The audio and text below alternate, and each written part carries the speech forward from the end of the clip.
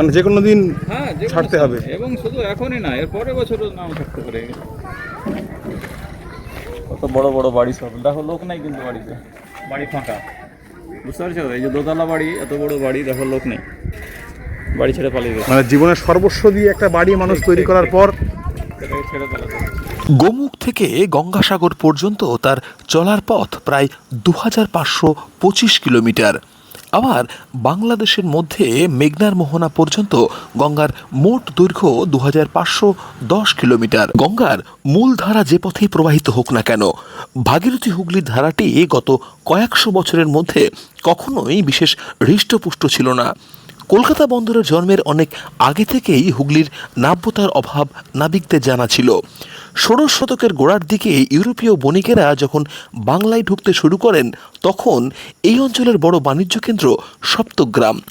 তখন বড় জাহাজগুলিকে নোঙর করা হতো হাওড়ার শিবপুরের কাছে বেতর গ্রামে। জোয়ারের সময় বজরা নিয়ে বণিকেরা সপ্তগ্রামে আসতেন। 1666 সালে ফরাসি পর্যটক তাভর নিয়ে লেখেন, রাজমহল থেকে কাশিমবাজার যাওয়ার জন্য স্থলপথই শ্রেয়। মুর্শিদাবাদে সুতি শহরের আগে এমন বালির চড়া যে জলপথে প্রায় এগোনোই যায় না। এর প্রায় শতাধিক বৎসর পরে অর্থাৎ 1788 সালে জরিপের মাধ্যমে প্রকাশিত এই অঞ্চলের প্রথম মানচিত্র প্রস্তুতকর্তা জেমস রেনেল জানাচ্ছেন যে কাশিমবাজারে অক্টোবর থেকে মে মাস অবধি ভাগীরথী প্রায় শুকনোই থাকে, কারণ তার উজানে সুতির কাছে নদীর উৎসমুখ বালিতে প্রায় বুজে গেছে।